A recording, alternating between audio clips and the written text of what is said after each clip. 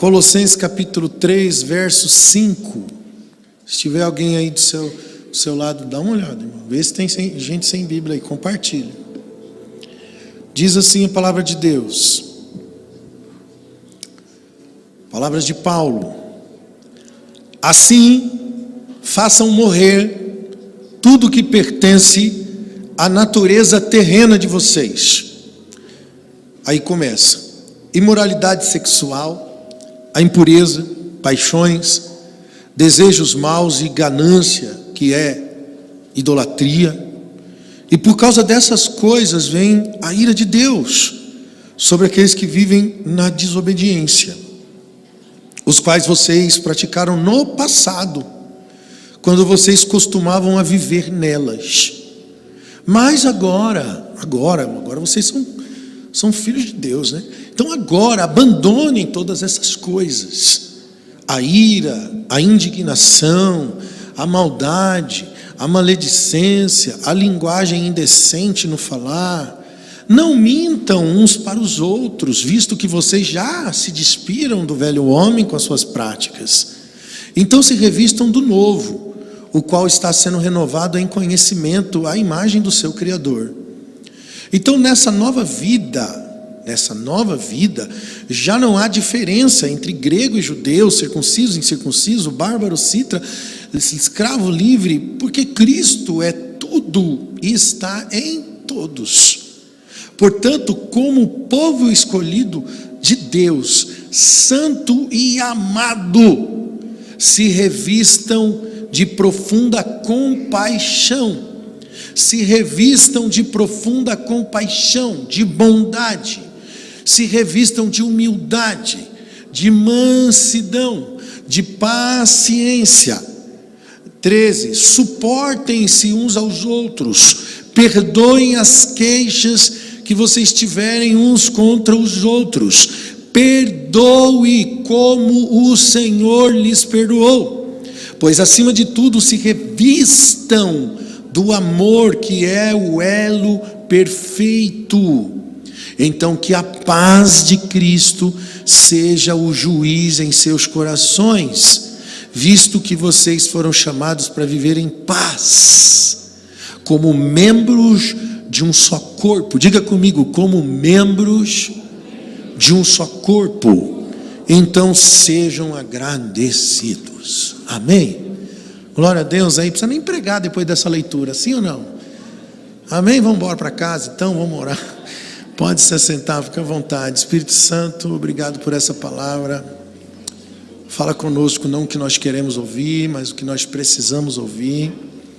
Nos faz entender a profundidade, a largura, a extensão de todas as coisas, Senhor. Nos dá clareza de caminho, nos dá capacidade intelectual, Senhor, para absorver aquilo que o Senhor tem para nós nessa manhã, em nome de Jesus. Amém, Jesus. Glória a Deus. Glória a Deus. Vou tentar ir devagar hoje, que a minha garganta está abençoada, né? Irmãos, primeira coisa que eu quero deixar claro para vocês é que a vida com Deus, ela não é uma opção. Não é uma opção. Aliás, não existe alternativa para quem quer viver o caminho do Senhor. Posso ouvir um amém? Por isso que a vida com Deus é uma decisão, não uma opção. Qual que é a diferença de você ter uma decisão e você ter uma opção? É que a opção implica em escolha. A opção, você trabalha em cima do que é melhor ou do que é pior.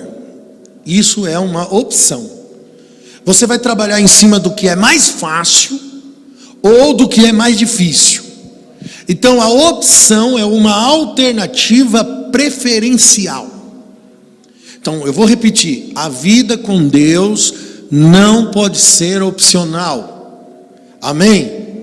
Enquanto na sua vida, preste atenção, enquanto na sua vida você tiver escolha, então você ainda é o Senhor da sua própria vida.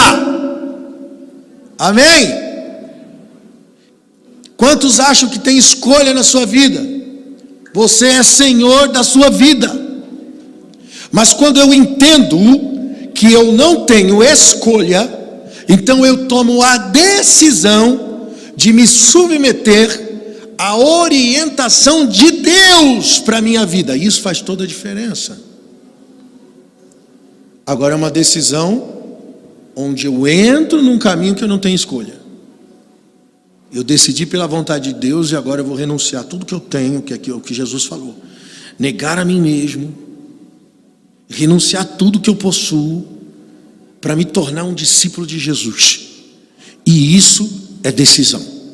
Olha o versículo de número 6, que ele diz assim, por causa dessas coisas é que vem a ira de Deus sobre aqueles que vivem na desobediência. Irmãos, o princípio da punição, a punição é um problema por causa da desobediência. O problema da punição não é o erro. Deus não pune você por causa dos seus pecados.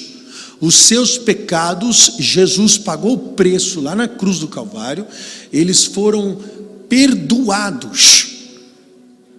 Deus também não vai punir você por causa da ignorância, ou seja, aquilo que você não tem consciência de verdade e de justiça. Então Deus vai me punir por causa do quê? Por causa da rebeldia. A punição é por causa da rebeldia de quem conhece o caminho, mas negligenciou a bondade. Então o que implica eu achar que eu tenho uma escolha ou uma opção, vai me levar a um caminho de rebeldia. Por isso que no versículo 7 ele vai continuar dizendo, olha, vocês já se despiram do velho homem, das suas práticas, vocês não podem mais viver lá atrás. Abandonem essas coisas. Que coisas? Coisas provenientes da natureza do homem carnal. A ira, a indignação, a maldade, a maledicência, no linguajar, na linguagem obscena de falar, não mintam uns para os outros. Vocês já se despiram desse velho homem, e das suas práticas e das suas concupiscências. O que eu tenho que fazer agora? Se revestir do novo, para ser renovado para o conhecimento da imagem do Criador. Esse é o nosso desafio de cristianismo. Minha vida com Deus é uma vida de revestimento do novo. Que novo? A imagem do conhecimento da imagem de Cristo. Aí quando eu me torno essa pessoa, versículo 13, você diz assim, suportando uns aos outros, perdoando como o Senhor perdoou. E quando eu falo de suportar um ao outro, não é suportar porque eu tenho que suportar alguém que eu não acho, que eu acho que é insuportável. Suportar é dar suporte. Suportar é dar ajuda. É dar estrutura para quem não tem. Perdoando como Jesus perdoou. Sabe como que é que Jesus perdoou? Você conhece a Bíblia, né? Não, eu perdoo só porque eu perdoo. Eu vou perdoar porque você se arrependeu. Vou perdoar só porque você está mudando de vida, então eu estou te perdoando. Estou vendo arrependimento em você, nas suas ações, então eu vou perdoar. Foi assim que Jesus perdoou a gente? Não. A Bíblia diz que Ele morreu por nós quando nós ainda éramos pecadores. Só vai para o inferno por causa da rebeldia. Não vai para o inferno por causa do pecado. O pecado foi perdoado. Quem é o rebelde? É o que rejeita o perdão, que já foi dado. Quem está entendendo, diga amém. Aí ele diz no versículo 14, acima de tudo, revistam-se do amor, o elo perfeito. Então que a paz de Jesus Cristo seja o juiz no seu coração. Tudo isso aqui são princípios relacionais. Tudo que nós lemos aqui, tudo que nós estamos falando aqui, ele é atuante nas relações. Aliás, a Bíblia inteira só fala disso. Quando você vem aqui no culto, ouvir uma palavra, o que a palavra é? Quando a palavra é a palavra de Deus, o que ela vai tratar? Ela vai tratar você num ambiente relacional. que tipo de marido, que tipo de pai, que tipo de irmão, você está entendendo que tipo de pessoa você tem que ser para o próximo, a maneira como você enxerga as relações à sua volta, e esse é o cumprimento do Evangelho. Por isso que a gente tem que perder essa cabeça individualista, de quem vem para a igreja atrás de um propósito pessoal, de uma bênção que você predeterminou na sua vida, como se alcançando essa dádiva você será feliz. Não tem a ver com a sua felicidade individual, tem a ver com o plano coletivo, até porque Deus não está interessado na sua felicidade. Deus está interessado na sua vida. Você pode viver até que infeliz, mas se você for morar no céu, está ótimo. Agora eu vou dizer uma coisa, se você for um salvo em Cristo Jesus, certamente você será feliz. Mas nem sempre você vai estar em um estado de felicidade. A Bíblia diz, vós chorareis, o mundo é que vai se alegrar com a sua tristeza, mas essa tristeza se converterá em alegria, e essa alegria ninguém poderá tirar de você. Então existe um processo na nossa vida. E o que é mais importante? O propósito de Deus para a minha vida, ou o propósito do meu próprio coração? Aquilo que eu quero viver. Porque o homem faz planos no seu coração, mas a Bíblia diz que ele termina em caminhos de morte. Tudo que você idealizou para você mesmo como se fosse isso uma bênção, como se fosse esse o caminho da felicidade, ele termina em frustração.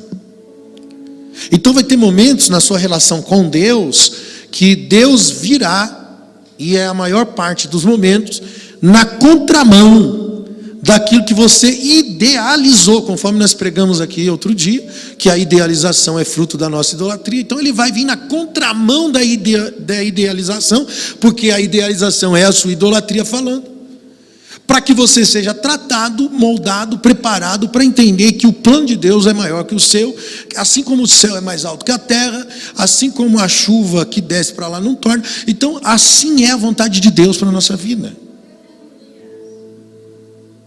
Deus tem um plano perfeito para você. E tudo que você precisa fazer é entender isso, para se submeter debaixo da sua voz, para se tornar a voz de Deus atuante nesse mundo. Alguém que flui dentro da vocação, conforme nós pregamos aqui para vocês semana passada. Inclusive isso aqui é uma continuidade da pregação de semana passada. Nós pregamos que vocação é gerar muitos filhos para Deus. Vocação não é dom. Vocação não é fazer alguma coisa que você acha que você tem aptidão para fazer, ou qualificações para fazer. Isso é função. Vocação é gerar muitos filhos para Deus. E nós nunca vamos conseguir cumprir a vocação se nós não construirmos vínculos relacionais. Por isso que o texto diz que nós fomos chamados para a paz. Quando nós falamos de vocação aqui outro dia, que é gerar filhos para Deus, a paz é uma das ferramentas essenciais para você cumprir a sua vocação. Se revestir do amor é uma das ferramentas essenciais para você cumprir sua vocação. Por isso que eu quero falar para você nessa manhã sobre o princípio dos vínculos. Eu falei de vocação, dei para você a letra, tal, mas hoje eu quero colocar os pinguinhos no i, para você entender como é que funciona o meio de campo. Porque esse negócio não é fácil não, esse negócio de relacionamento é a coisa mais difícil que existe no mundo. Se tem uma coisa desgastante na vida é relacionamento, irmão. É ferro afiando ferro, é ou não é? Eu estou falando de relacionamento de verdade. Então a gente tem que entender isso na ótica da prática. Então hoje eu quero botar os pingos nos is, para você entender a nossa função nesse ambiente de gerar filhos para Deus, onde nós só vamos conquistar isso a partir de uma vida transformada, à imagem e à semelhança de Jesus, ao ponto que nós também sentimos e pensamos exatamente como Jesus. O apóstolo Paulo, quando ele escreve no capítulo 2 de Colossenses, um capítulo antes do texto que nós lemos, ele vai falar primeiro dos falsos ensinos, E ele vai dizer assim, ó, aqueles que são os falsos profetas, os falsos ensinadores, são pessoas que não estão unidas à cabeça. Versículo 19 de Colossenses 2, ele diz, porque é a partir de todo o corpo, sustentado e unido por seus ligamentos, juntas. Olha só, o corpo, que é a igreja, nós somos o corpo, Cristo é o cabeça, é isso que ele está dizendo. Jesus é o cabeça, a partir do qual todo o corpo é sustentado por um e unido. Diga comigo, sustentado. Não, você tem que gravar esse trem aqui. Sustentado e unido. Vou repetir, Jesus é o cabeça, é a ordem, é o comando, é de onde vem todo o princípio, é de onde vem toda a verdade, é de onde vem a ordem, onde vem, cara, a ordem motora para o corpo funcionar, é da cabeça. Nós somos o corpo.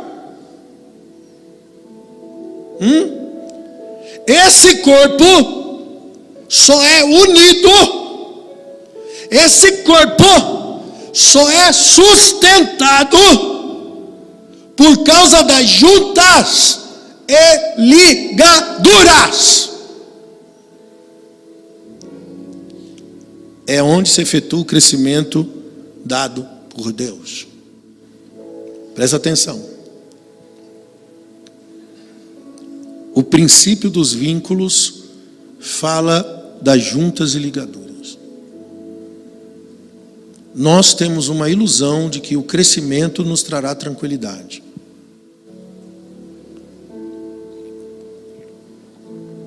Se eu tiver muito dinheiro, se eu for rico, vida garantida, vida tranquila. Ambiente ministerial. Se a igreja crescer, se eu me tornar um pastor de uma igreja de sucesso, eu vou ter uma aposentadoria, uma tranquilidade no futuro. Mentira. Quanto mais crescimento você tiver na sua vida, mais vínculo, mais ligaduras, mais tendões. Por isso que é uma ilusão. Mais dinheiro, mais tranquilidade. Ilusão. No reino de Deus, dinheiro, mais responsabilidade. Vou falar de novo. No reino de Deus, quanto mais dinheiro, mais responsabilidade, mais peso de responsabilidade. Uma igreja maior, mais estabilidade. Aí eu penso que aí eu vou poder descansar. Isso é um engano. Mais pessoas, mais ligaduras nervosas. Vou repetir, você vai entender. Quanto mais pessoas, mais ligaduras nervosas. Amém, irmão? Quanto mais prosperidade, mais êxito na realização, é igual a pressão, mais estresse, mais tensão. Amém? Se você não quer ter trabalho na vida, irmão, não tenha sucesso, não caminhe para frente, não cumpra a vontade de Deus. Se você não quer ter problema na vida, faz o seguinte: seja um covarde na vida. Seja alguém que olha para o diabo e diz assim: olha, diabo, eu não mexo com você, você não mexe comigo, eu fico na minha e você fica na sua, está tudo bem, você vai viver sua vida tranquila como um covarde. Uma vez um irmão chegou para mim e falou: fulano, pastor, pediu para mim orar lá na casa dele, mas eu sei que aquele povo lá tem uma vida toda bagunçada, eu não vou não, porque eu não quero trair retaliação na minha vida. Eu falei: você é um covarde. Eu não vou orar pelo outro porque eu estou com medo de retaliação, que eu vou atrair a luta do irmão para cima de mim. Você é um covarde. Esse é o tipo de gente que diz para o diabo assim: fica aí que eu fico aqui. Está entendendo? Aí a gente tem medo de crescer na vida porque a gente tem medo das relações. Você vê aquelas pessoas que vêm para a igreja e falam assim: surrada já, essas pessoas surradas. Olha, pastor, eu vou congregar aqui, mas eu não quero me envolver com mais nada. Eu vou entrar e sair pela porta, não quero conhecer gente, não quero ficar de amizade, porque deu ruim lá na outra igreja. Eu estou traumatizado, então eu só sento, ouço o culto e vou embora. Aqui não tem ninguém assim, né, irmão? Aqui não entrou ninguém assim com essa cabeça, aqui não, né? Aqui não, aqui é diferente. Meu Deus do céu. Sabe por que tem muita gente fracassando nas relações? Porque não estavam preparadas para as tensões da vida. Toda relação vai ter tensão, porque tem nervo. Aí a gente muda de lugar o tempo todo. É ou não é? Quando tem uma pressão relacional, quando os nervos se esticam, o que nós fazemos? Nós nos desligamos por causa do ressentimento. E quando você começou nesse negócio, você tinha a ilusão que tudo ia acontecer para ser tudo bem sucedido da forma da sua expectativa. Aí você olhou para mim, eu vou me usar de exemplo. Você olhou para mim, criou uma expectativa em mim, e aí de repente o pastor não é o que você pensa que ele é, não faz para você o que você esperava que ele fizesse, não dá para você o que você esperava que ele desse, não te dá a voz naquilo que você queria ouvir. Aí frustra.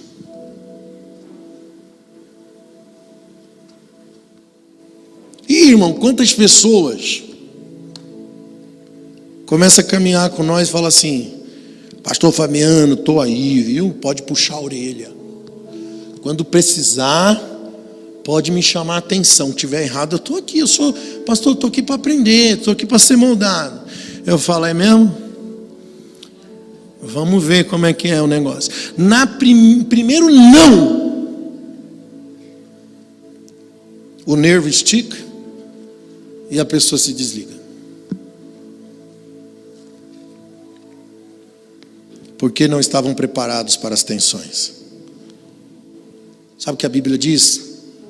Parábola de Jesus em Mateus 7:24, onde muita gente não entendeu essa parábola da casa na rocha, casa na areia. Eu vou ler o texto, Mateus 7:24. Jesus diz: pois aqueles que ouvem as minhas palavras e as praticam, é como um homem prudente que construiu a sua casa na rocha. Ponto, segura aí. Antes de terminar a leitura, vamos fazer uma reflexão. O que seria as minhas palavras e as pratica? Para entender o restante, eu tenho que entender o que é isso aqui.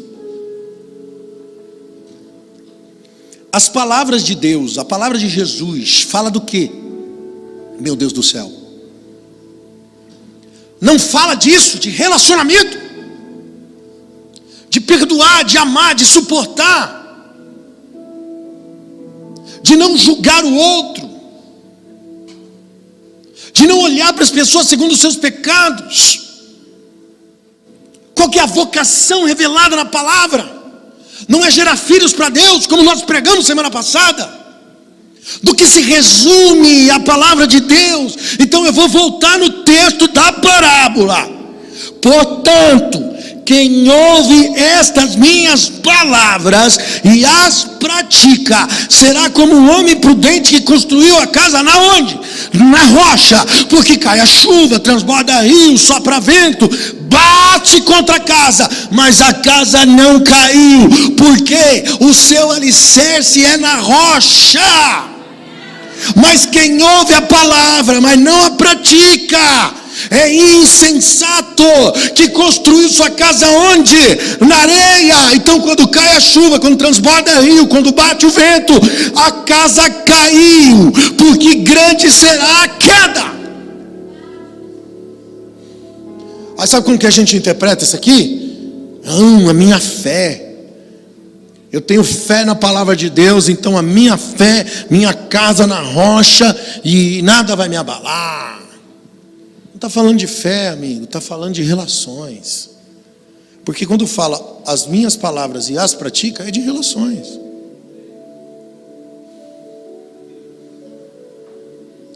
Porque na hora que a pressão vier e você tiver transformado para amar como Jesus amou, como é que Jesus amou? Olha para a cruz. Jesus no madeiro, antes do madeiro ele já estava vivendo outras pressões. Pressões nervosas. Ele suou sangue no Getsemane. Tamanho medo, pavor que ele estava diante da cruz. Depois ele foi traído, foi negado. A cambada de discípulos fugiu, se escondeu, deixou ele só. Foi arrastado e levado para a cruz. Carregou o madeiro sozinho, chegou um momento que não conseguiu carregar. Teve que um sirineu ajudar Jesus a carregar a cruz. Ele apanhou, ele tomou murro, tapa. Cobriram o rosto dele e zombavam dele, dizendo: profetiza quem te bate. Espancaram ele. Ele foi açoitado. O chicote tinha na ponta pedaço de chumbo e lâmina, que quando batia arrancava um pedaço de carne.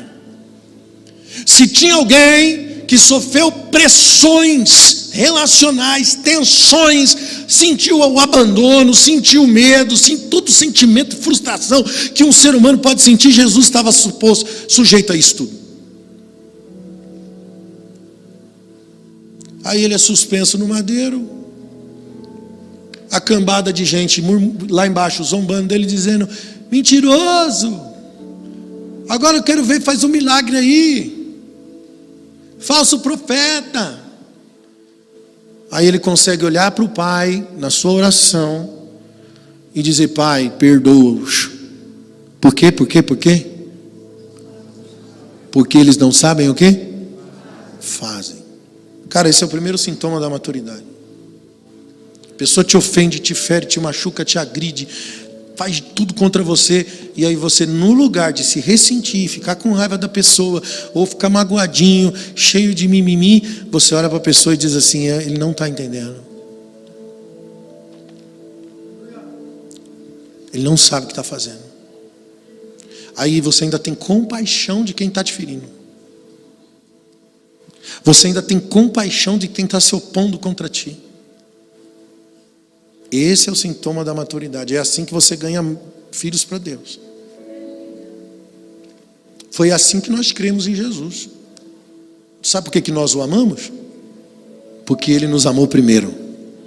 Como foi isso? O amor dele me constrangeu. Eu só amo a Jesus porque Ele me constrangeu a amá-lo com as suas atitudes, quando eu não merecia ser amado.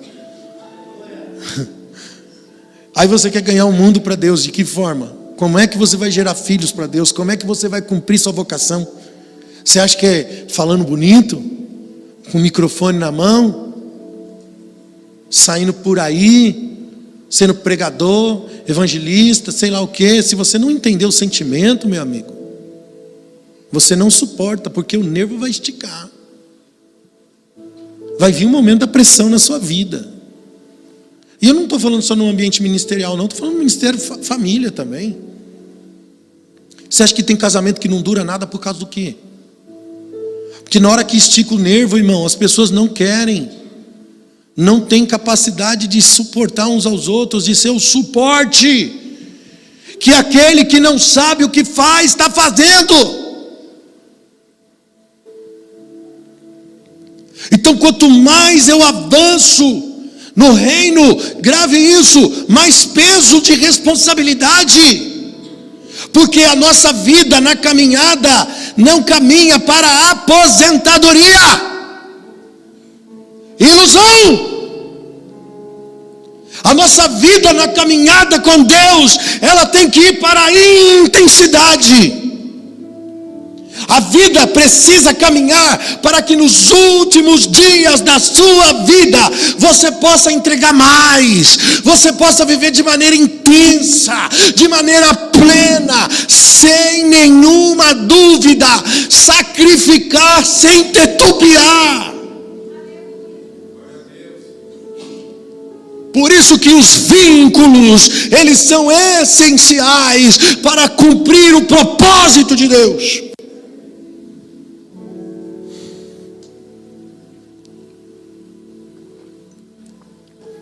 Já leu a profecia de Ezequiel 37?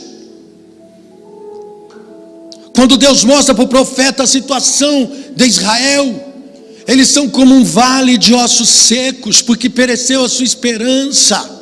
Eles foram cortados, e aí Deus dá uma ordem, profetiza sobre esse vale de ossos secos. O vale de ossos secos era um povo, era uma nação.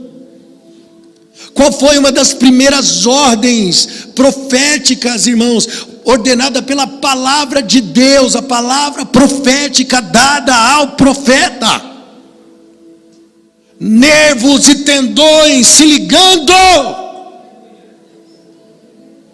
Para quê? Para garantir a unidade do corpo.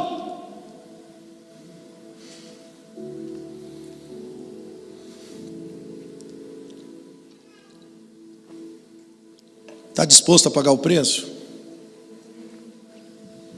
Olhe para o irmão do seu lado. Faz cara de profeta. Qual que é a cara de profeta? Faz cara de cowboy, sei lá, irmão. Aponta o dedo na cara dele e fala assim: está pronto para pagar o preço? Quer saber qual que é a moeda no reino? Qual que é a moeda de negociação no reino de Deus? Sua vida. A sua vida é a moeda. Jesus disse em Lucas 16:9: por isso eu lhes digo, usem as riquezas desse mundo ímpio para ganhar amigos, pois quando essas vos faltar aqui, eles vos receberão nos tabernáculos eternos. Efésios 4:4, Paulo diz: há um só corpo, um só Espírito, assim como também uma só esperança, a qual vocês foram chamados em uma só, pois há um só Senhor, uma só fé, um só batismo, um só Deus de Pai de todos, que é sobre todo, por meio de todos, aleluia. Agora olha o versículo 11, ele designou uns para quê? Para apóstolos, outros para profetas, outros para evangelistas, outros para pastores e mestres. Aqui fala dos 5 ministérios. Qual que é o objetivo dos 5 ministérios? A fim de preparar os santos para a obra do ministério, para que o corpo de Cristo seja edificado, até que todos alcancemos uma coisa: unidade da fé e o conhecimento do Filho de Deus. Então sim, chegaremos a uma coisa chamada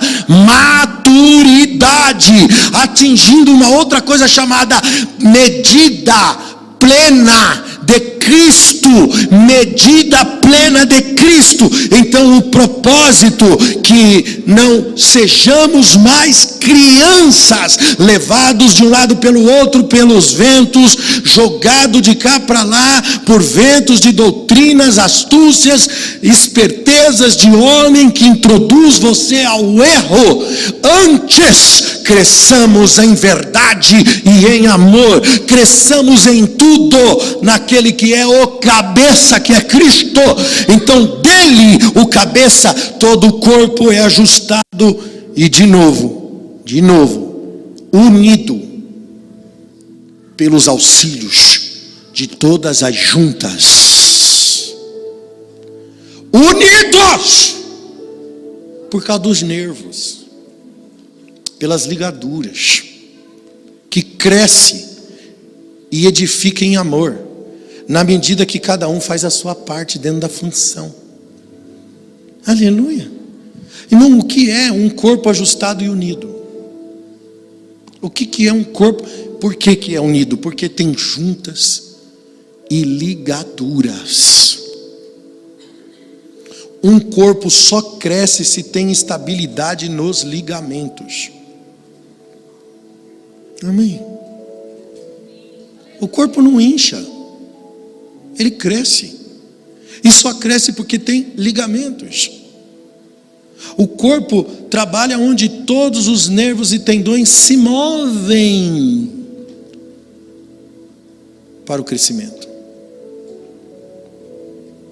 Aleluia. Por isso, quando eu preguei para vocês de vocação, os filhos, eles são para Deus. Porque na vocação são as relações que são edificadas. Então, se tem uma vocação de Deus para a minha vida, eu já sei qual que é. Pronto. Viver em paz com todos os homens, porque essa é a vontade de Deus. Perdoando como o Senhor perdoou. Suportando, sendo o suporte que o outro precisa. É dessa forma que o mundo vai olhar para mim, as pessoas à minha volta vai ver Jesus em mim. E de forma que eu gero filhos para Deus pelo meu testemunho relacional. Sabe por que as coisas às vezes entram em colapso nas suas relações?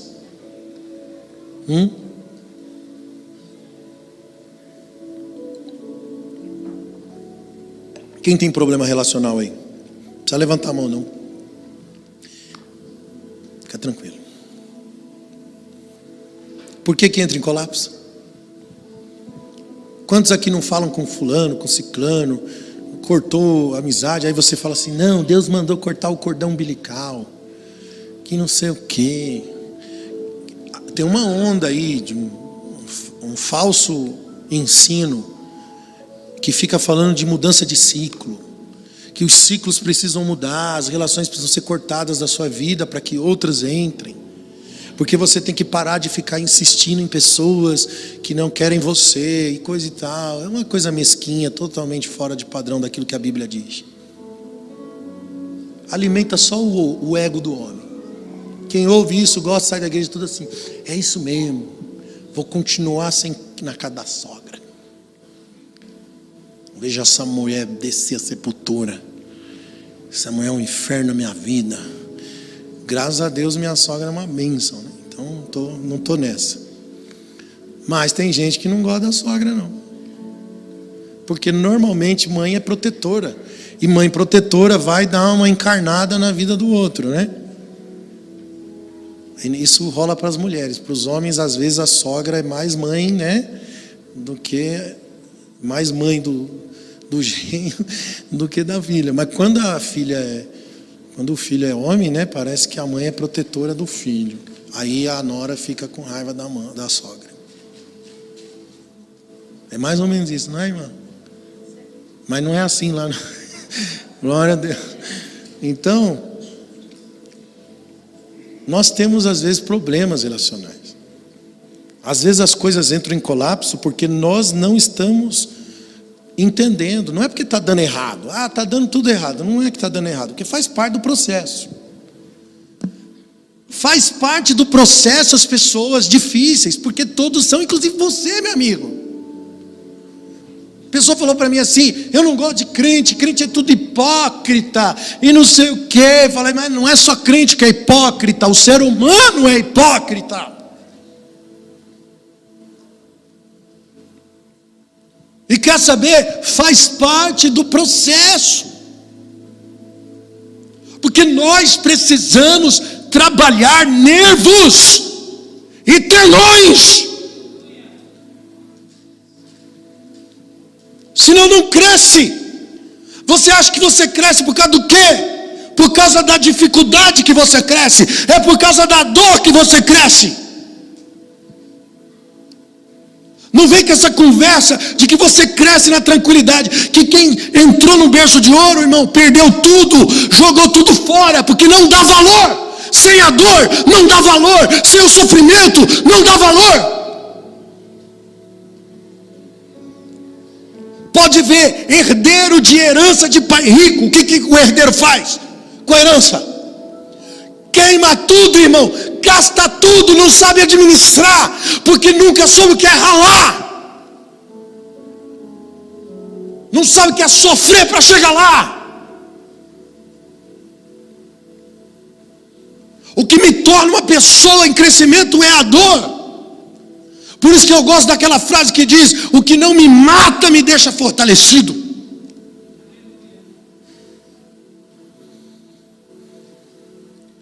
O sucesso na vocação do plano de Deus para as nossas vidas estão nas relações. É porque lá você vai atingir o limite do cumprimento da sua palavra, onde você vai usar nervos e tendões para manter tudo unido. Exige muito de nós. Isso são pressões nos nossos nervos. Aleluia.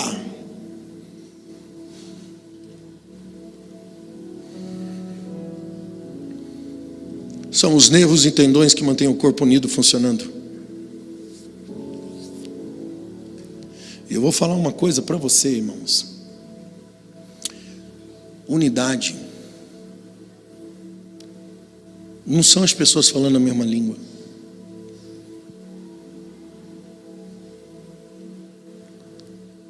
Unidade é a preservação de um propósito comum.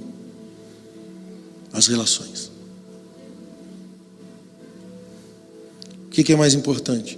Tá certo? Ou as relações? Onde é que funciona o fruto do Espírito, segundo Gálatas 5:22? Para que serve?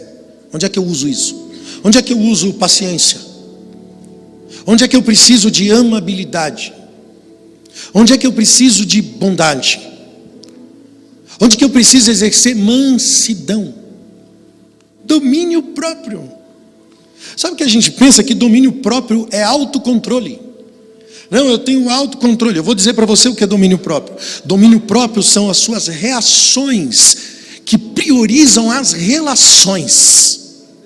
Não é autocontrole.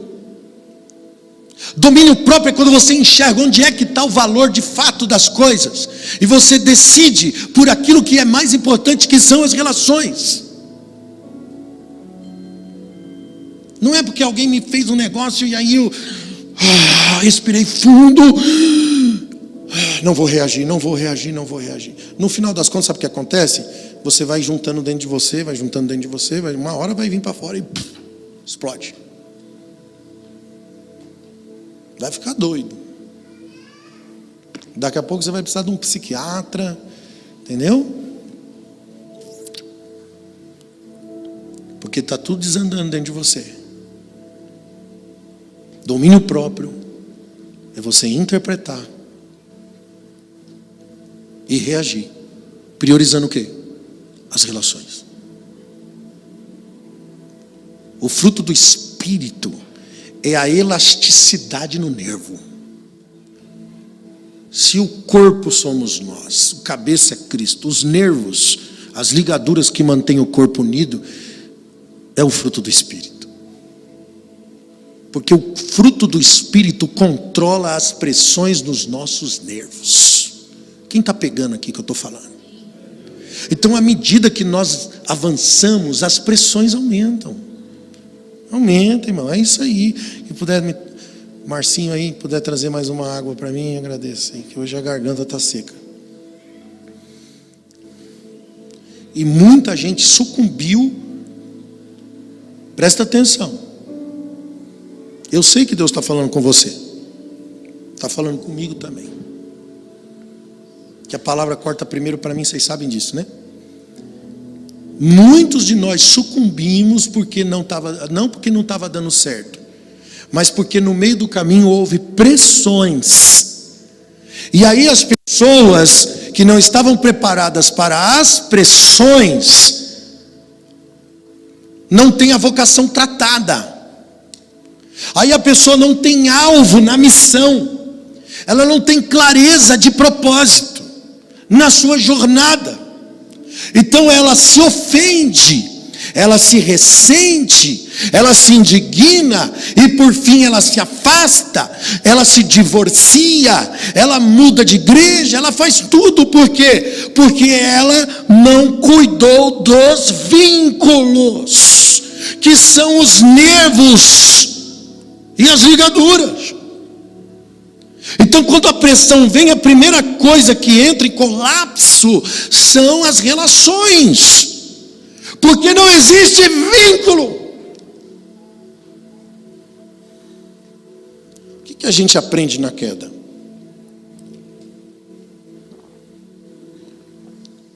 Vou trazer para você uma visão da origem.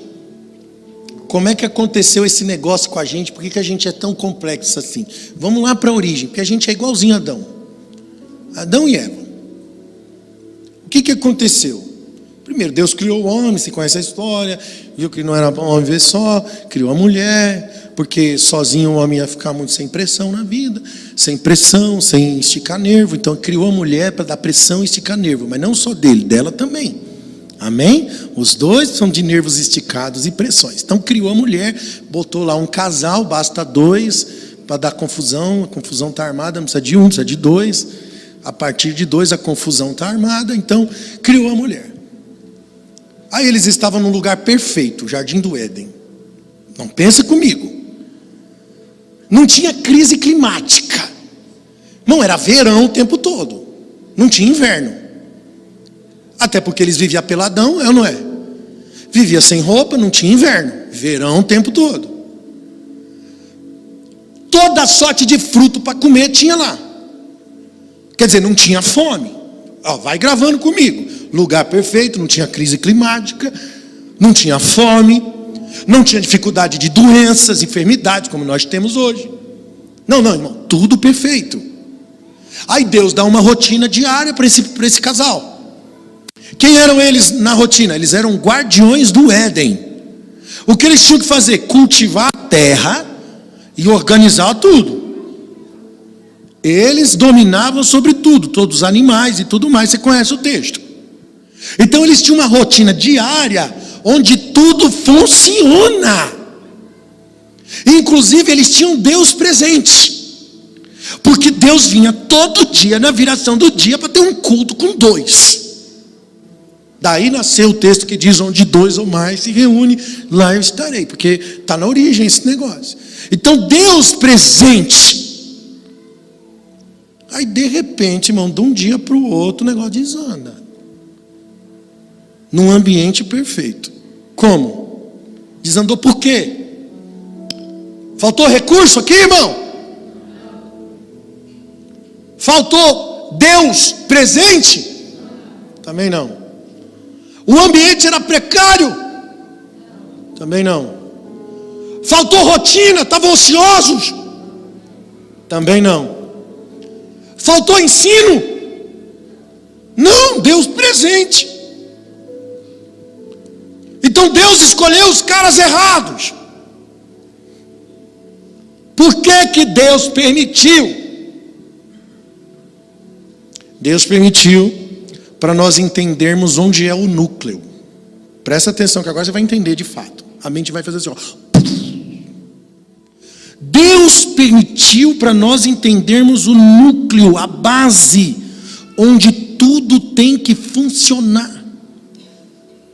O negócio desandou e eu vou mostrar por quê. Onde é que foi a negligência de tudo que desandou?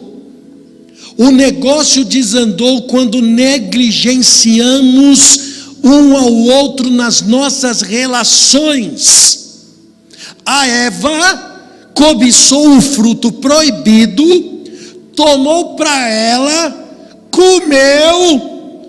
Eva comeu primeiro, só depois de comer, levou para o marido comer. Eu vou repetir, depois de já ter comido, é que ela compartilhou. Pegou? Presta atenção então. Compartilhar, depois de já ter comido, revela um colapso relacional. Eu tenho que repetir porque isso é importante. Compartilhar só depois de já ter comido, revela um colapso relacional. Foi aqui que começou. Onde está a evidência de um colapso relacional aqui? É você entender que primeiro são os seus interesses, para depois compartilhar. Foi aqui que desandou. O pecado não entrou quando ela... O pecado, irmão, aconteceu não quando ela comeu o fruto. Não era um fruto mágico do pecado que agora deu poder para o homem ser um miserável pecador. Não, não, não. O pecado aconteceu quando os seus interesses foram colocados primeiro, deixando o outro em segundo plano. Se a mulher antes pondera a decisão e vai falar com o marido, antes de atender às suas necessidades e às suas vontades, provavelmente não teria pecado contra Deus. Quem está entendendo, diga amém. Inclusive isso é muito comum no nosso meio.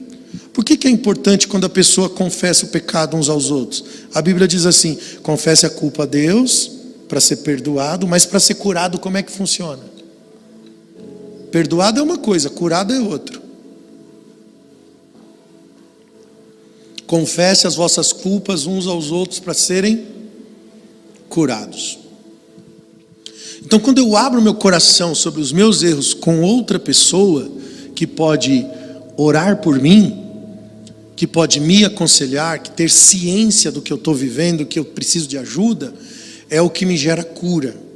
E de forma até psicológica, porque quando você sabe que alguém sabe do que você fez, isso já gera em você 1 milhão de não possibilidades de fazer de novo.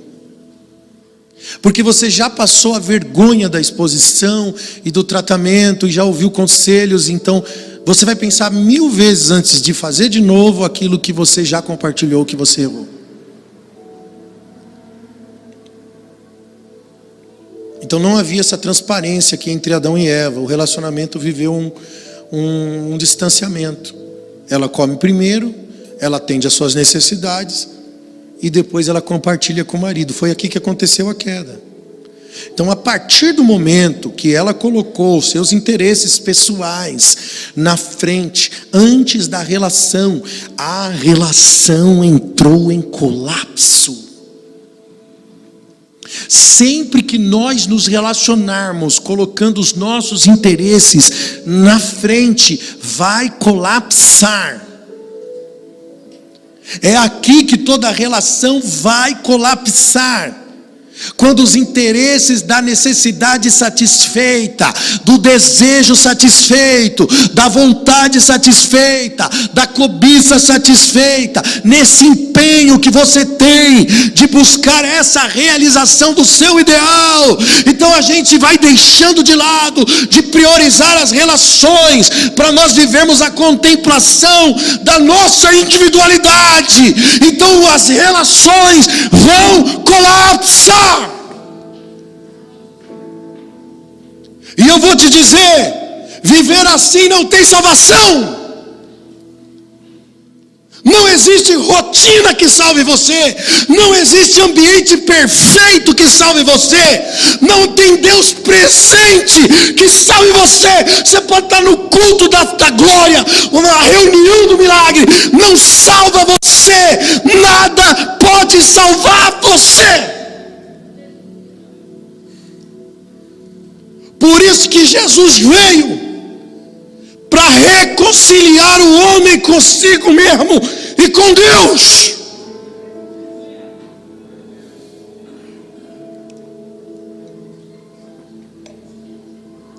Entenda o plano de salvação. A salvação não é só salvação, é reconciliação. Entenda a origem, quem eu sou, de onde eu vim, qual é o plano de Deus para a minha vida. Porque quando eu olho para a cruz, eu não vejo eu sendo salvo pelo acaso. Eu estou sendo reconciliado porque já pertencia.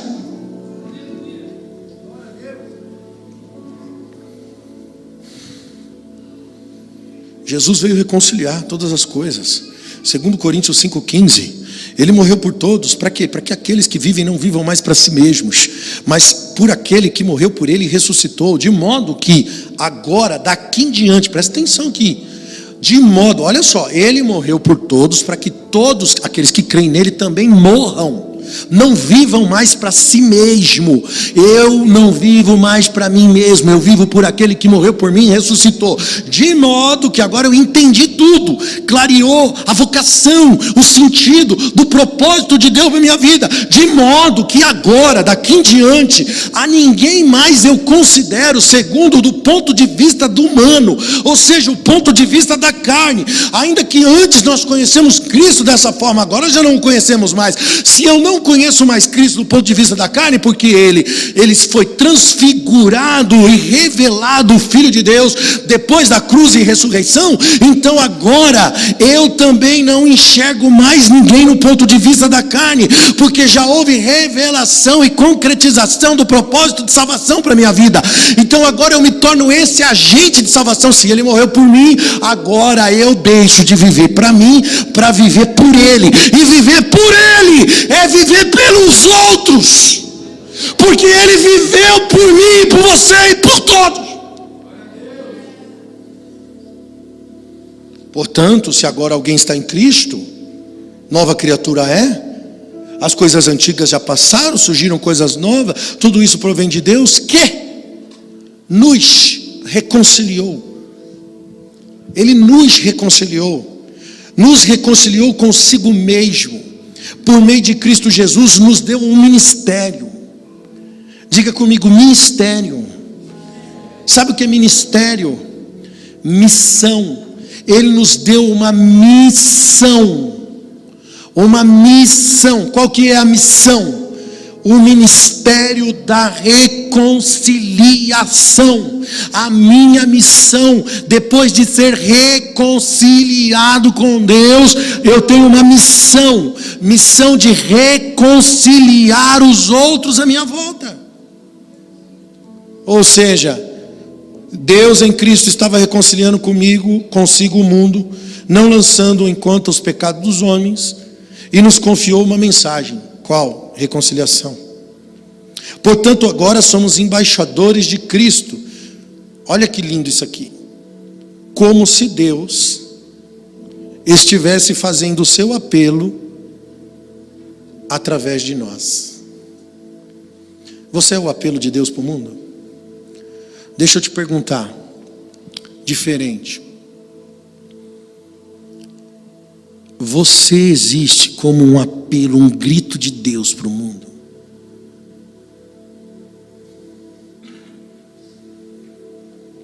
Por amor a Cristo, suplicamos a vocês, reconciliem-se com Deus. Esse é o grito que tem que suplicar. Está no texto. É como se Deus estivesse fazendo o seu apelo através de nós, por nosso intermédio. Qual que é o apelo? Esse aqui. Por amor de Cristo suplicamos, reconciliem-se com Deus. Essa é a mensagem que você passa? É isso que a sua vida traduz? Porque Deus perdoa os nossos pecados em Cristo, nos reconcilia com Ele novamente e nos deu a missão. Gerar filhos para Deus, reconciliar pessoas. Deus está fazendo seu apelo por nosso intermédio. Por isso que a nossa prioridade deveria ser cuidar bem das relações. Funcionando. Para quê? Para manter o corpo ligado. Por que você acha que na Bíblia uma das maiores abominações é a divisão? 7 coisas que Deus abomina, mas a 7ª detesta. Está na Bíblia. Qual que é a 7ª? Não, tem 7 coisas que ele abomina, mas a 7ª é pior. E a 7ª qual é? O que divide melhores amigos, o que provoca contenda entre os irmãos.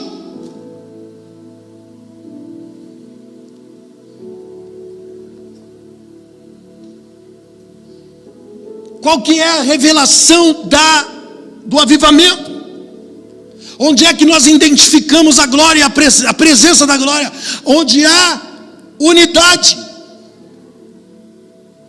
Onde há divisão, tudo é seco, tudo é frio. triste, é desanimado. Mas onde existe um valorizando o outro, um priorizando o outro, uns dando pelo outro, um servindo pelo outro, irmão, há alegria, há cânticos de alegria, há um ambiente de unção, de graça. É um lugar perfeito para estar. Por isso ele vai dizer no versículo 12 de Colossenses 3: povo escolhido de Deus e amado, se revistam de profunda compaixão, se revistam de bondade, se revistam de humildade, se revistam de mansidão, se revistam de paciência, porque tudo isso você vai precisar para manter unido o corpo de Cristo. Você vai precisar disso, vai precisar de nervos e tendões bem funcionando bem.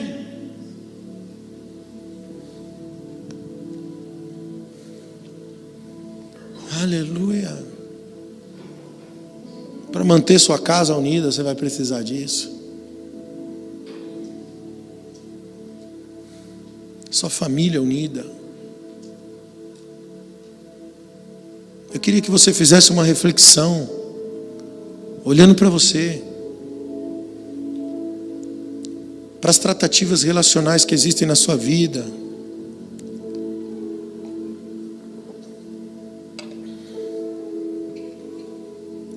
Alguns irmãos se revelam no nosso meio. E sabe qual é a tradução que eu tenho?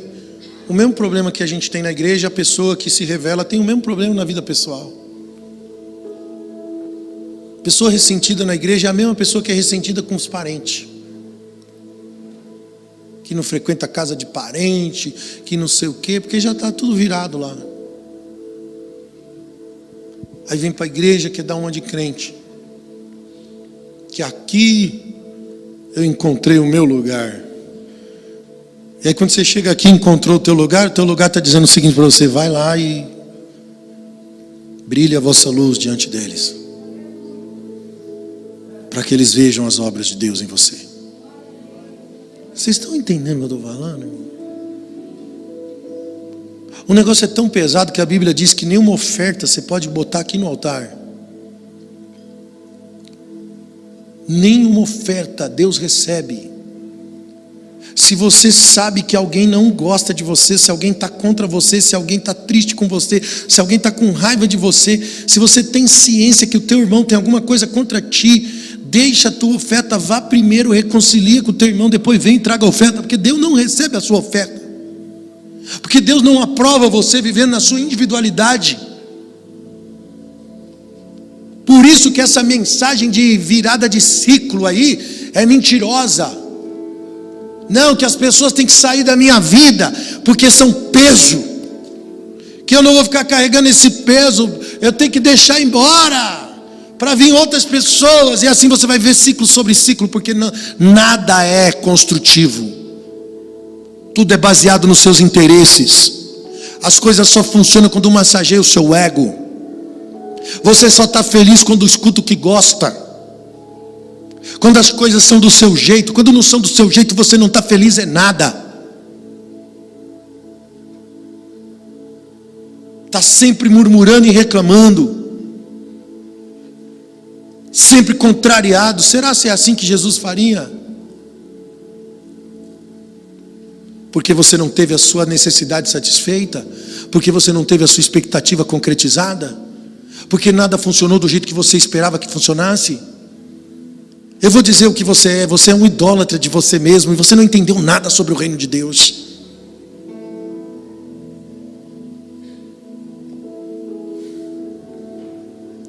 O reino fala muito mais sobre entrega, sobre sujeição, sobre esvaziamento. E a gente quer ser promovido no poder de Deus. Só que quem cumpre a vocação vai se esvaziar do poder até a morte. Morrer para quê? Para que os outros vivam. Cara, você cumpre o propósito, a sua luz brilha diante dos homens. Sabe aquele texto que diz: ninguém bota uma lâmpada debaixo da mesa? Porque quando você brilha a sua luz diante dos homens, Não tem jeito, irmão. O teu testemunho ecoa. Não é a oportunidade, não é o cargo, não é a promoção, não é o rótulo. Quando a luz brilha, é o seu testemunho. E não tem jeito, irmão. Brilhou a luz, você está no alto para iluminar as trevas. Você entende isso? Eu quero desafiar você, irmão, a consertar, corrigir, priorizar, construir os princípios de vínculos na sua vida, sua família, as pessoas à sua volta, os seus funcionários de empresa, as pessoas com quem você compartilha todo dia da sua vida. Construa vínculo. Seja melhor. Olhe com o olhar de Cristo para essas pessoas. Eu estou falando daquele olhar da cruz. Perdoa-os, eles não sabem o que fazem. Eu estou falando daquele olhar misericordioso da cruz. Que a pessoa não merece, mas você vai amá-la mesmo, porque ela precisa. E você já é maduro o suficiente para ser isso na vida dela. Você entende como é apanhar de um lado e dar o outro? Só debaixo de revelação. Só debaixo de... Isso aqui não é loucura, isso aqui é revelação. E você só entende o sentimento disso quando você clareia na visão. Quando a mente e o entendimento é iluminado. Claro que você vai ter suas batalhas internas, aquelas coisas que você vai ter que orar para dentro e falar assim, vai para a casinha. Sabe o cachorro que está dentro de você, o pitbull? O pitbull com fome. Não, você quer ver um cachorro brabo, deixa com fome e preso. Sabe aquele, ele já está preso. Mas ele está com fome, na hora do nervo, ele fica com fome. Aí sabe o que você tem que fazer? Você vai mandar para a casinha. Que vai ter hora que você vai falar assim, eu vou brigar, vou responder, eu vou tomar atitude. Eu vou apagar, vou excluir da minha vida. Aí você tem que olhar para o teu cachorro que está dentro de você e falar assim, casinha. Quieto.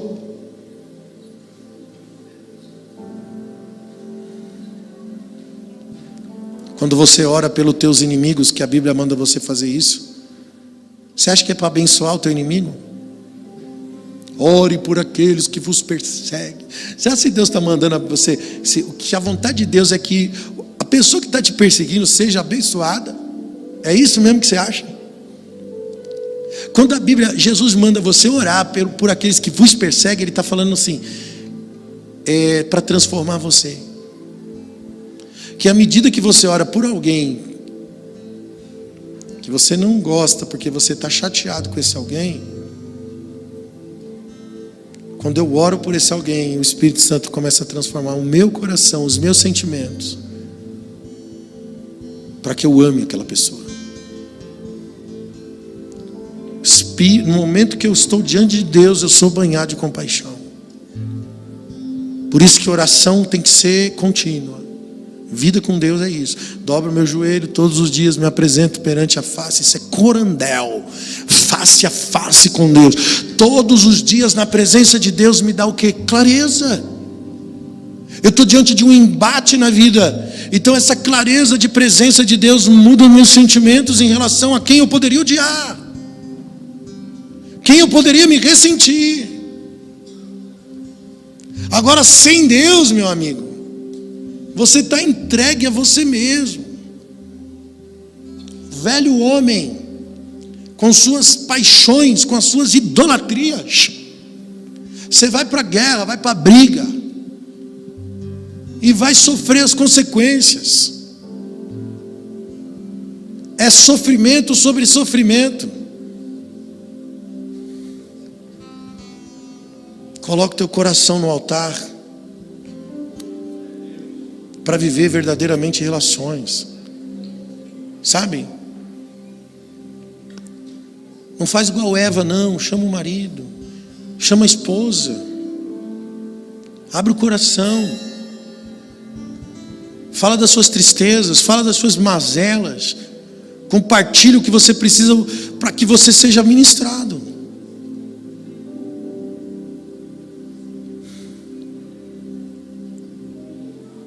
Não faz primeiro por você, não.